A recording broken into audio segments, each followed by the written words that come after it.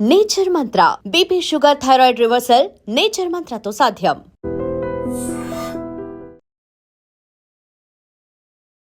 నమస్కారం, welcome to I dream. ధర్మ మార్గం విత్ విజిత కార్యక్రమానికి స్వాగతం.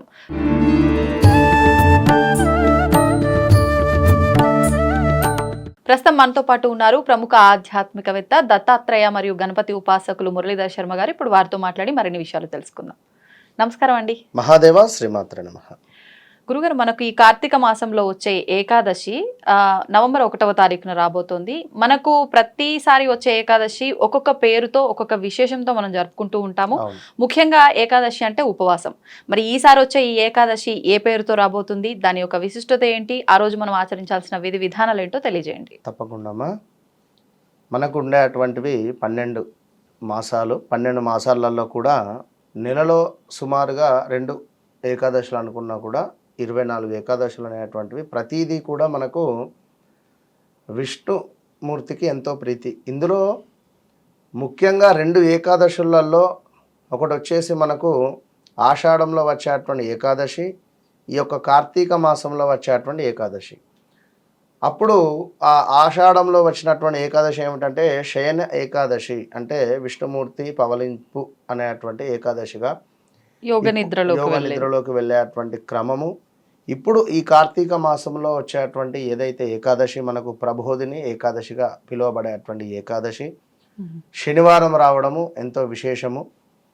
ఈ ప్రభోధిని ఏకాదశి రోజు స్వామివారి యొక్క మేలుకొలుపు జరిగేటువంటి మేలుకునేటువంటి పరిస్థితి, అంటే యోగ నిద్రలో నుండి మేలుకునేటువంటి పరిస్థితి. అదేవిధంగా ఈ యొక్క చాతుర్మాస ఏదైతే ఉందో అది కూడా ఈ మనకు ప్రభోధిని ఏకాదశితో కంప్లీట్ అయ్యేటువంటి పరిస్థితి కనుక సుమారుగా 4 నెలలు స్వామి ఈ విధంగా పవలింపు అటు పిమ్మట నిద్ర మేలుకునేటువంటి తరుణం కనుక మరి ఈ ప్రభోధిని ఏకాదశి రోజు నాడు విశేషంగా ఎవరైతే స్వామివారిని పూజించుకుంటారో, అంటే ఒకరు అంటే ఈ యొక్క మానవ జీవితంలో మామూలుగా నిద్రలోంచి మనము లేచిన తర్వాత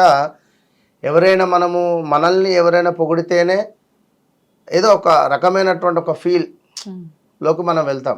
అబ్బా ఈరోజు బాగుండాలి మీ యొక్క లైఫ్, ఇప్పుడే నిద్ర లేచారా, హాయ్ గుడ్ మార్నింగ్ అన్న అంటే విష్ చేయడం ఎంతో పరిస్థితి మనకు. దానివల్ల అద్భుతమైనటువంటి పరిస్థితి మనకు నెలకొంటుంది. అదేవిధంగా ఒక భగవంతుడు నిద్ర మేలుకొనుపు సమయంలో మనం ఆచరించేటువంటి పూజలు, స్వామికి నివేదన చేసేటువంటి యొక్క నైవేద్యాలు కావచ్చును, తాంబూలం కావచ్చును, ఇది ఎంతో విశేషమైనటువంటి ఫలితాన్ని తెచ్చిపెడుతుంది. అయితే ఈ రోజు నాడు ఈ యొక్క శనివారం రావడము, కార్తీక మాసము అద్భుతం. ఎందుకంటే ఏకాదశి రావడం కనుక చక్కగా ఉపవాస దీక్షను చేసినటువంటి వారికి, ఎవరైతే స్త్రీమూర్తులు కావచ్చును, అదేవిధంగా పురుషులైనా కావచ్చును, తొందరగా వివాహం కావచ్చును, అదేవిధంగా వారి యొక్క బిజినెస్ డల్గా ఉంది అని అనుకునేటువంటి సందర్భంలో కానీ, ఇప్పుడు గత కొన్ని రోజుల నుండి చూసుకున్నట్టయితే అంటే సుమారుగా కొన్ని రాశుల వారికి బాగాలేదు, జనరల్గా చెప్తున్నాను నేను. అందులో ముఖ్యంగా తులారాశి కావచ్చును, ఉదాహరణకు మేషరాశి, అదేవిధంగా సింహరాశి. ఇట్టివారు దర్శించుకునే ప్రయత్నం చేయండి. ఎప్పటి నుంచి ఎప్పటి వరకు బాగాలేదు అంటున్నారు వీళ్ళకి? గత 8 నెలల నుండి నెగిటివ్ ఇంపాక్ట్ ఉంది సుమారుగా. కుంభరాశి ఆల్సో ఎప్పటి వరకు ఉండబోతుంది? ఇది కొన్ని రోజులు ఉంటుంది, ఇక సుమారుగా ఒక 2-2.5 సంవత్సరాలు ఉంటుంది ఎఫెక్ట్.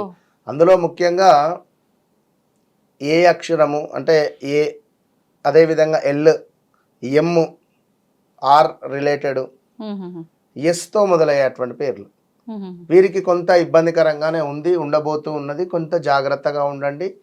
ఈ ప్రభోధిని ఏకాదశి రోజు నాడు తప్పకుండా స్వామివారి యొక్క అనుగ్రహాన్ని పొందే ప్రయత్నం చేస్తూ ఈరోజు ఏం చేయాలి అంటే మీరు భాగవతాన్ని చదువుకోవాలి.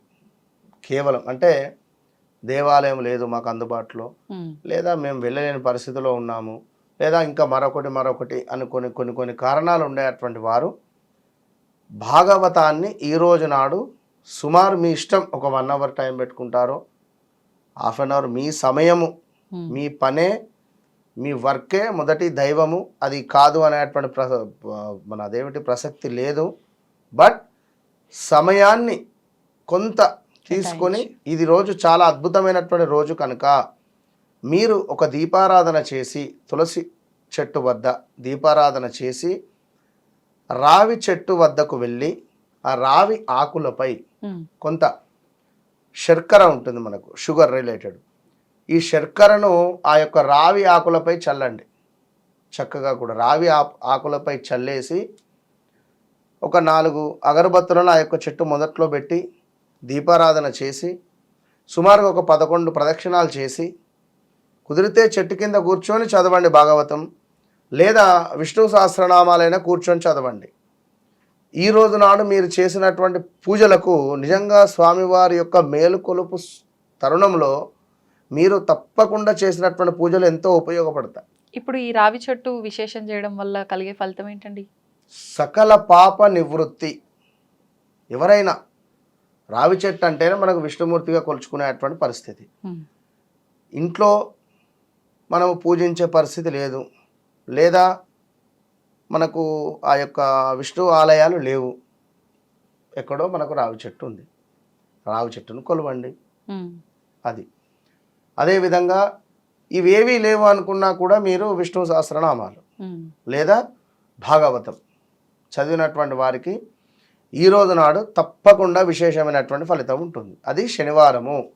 ఇక ఇవన్నీ కూడా పక్కన పెడితే మరి కార్తీక మాసం, కార్తీక మాసంలో మనకు ఈ శనివారం రోజు నాడు తప్పకుండా కుదిరితే, గతంలో మనము శ్రావణ మాసంలో వెంకటేశ్వర స్వామికి సంబంధించి 7 వారాలకు సంబంధించినటువంటి వెంకటేశ్వర స్వామి వ్రతము అనేటువంటిది మాట్లాడడం జరిగింది. ఈ కార్తీక మాసములో కూడా ఆ విధంగా స్వామివారి యొక్క వ్రతాన్ని, అంటే వెంకటేశ్వర స్వామి యొక్క 7 వారాల దీక్షను ఈ వారం నుండి తీసుకున్నా కూడా కంటిన్యూగా 7 వారాలు చేసుకోవచ్చు, మంచి ఫలితం ఉంటుంది. మధ్యలో ఏదైనా ఆటంకం వస్తే మళ్ళీ తర్వాతవి కంటిన్యూ చేయవచ్చును. ఓకే. ఇక అన్నింటికంటే అత్యంత అద్భుతమైనటువంటిది, అందరికీ సులభంగా చేసుకునేటువంటిది ఏమిటయ్యా అంటే సత్యనారాయణ స్వామి వ్రతం.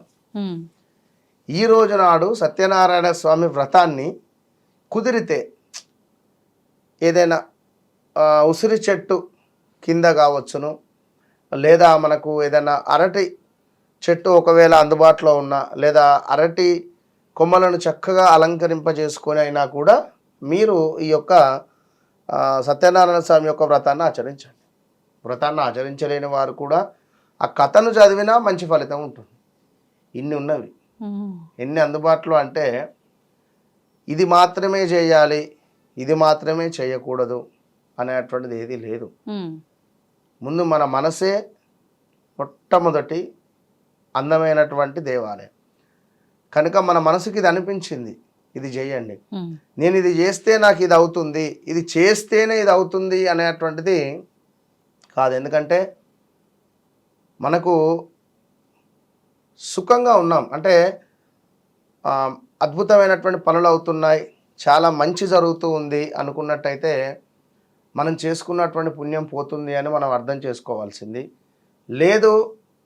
మనకు విపరీతమైనటువంటి కష్టాలే వస్తున్నాయి అనుకున్నా కూడా మన పాపాలు నివృత్తి అవుతూ ఉన్నాయి అని కూడా మనం అర్థం చేసుకోవాలి. కనుక ఏదైనా మంచిగా ఉంది అబ్బా అనుకున్నప్పుడే దృష్టి దోషం తగులుతుంది.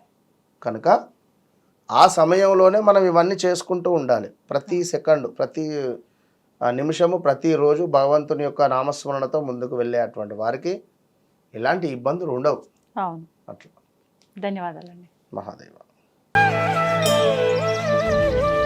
తవ్వండి, తవ్వుతున్న శివలింగం సరే దాన్ని అట్లా కప్పేసేయండి, చూపించదండి. Krishna is there. మూర్తి పూజ కాదు, సాక్షాత్ బ్రజేంద్ర నందన భగవాన్ ఉన్నారు మూర్తిలో. ఏమీ ఆశించకుండా ఆరాధించే వాళ్ళు కూడా ఉన్నారా ప్రభుజీ? నిజమైన భక్తి అంటే మనకు తెలియదు కాబట్టి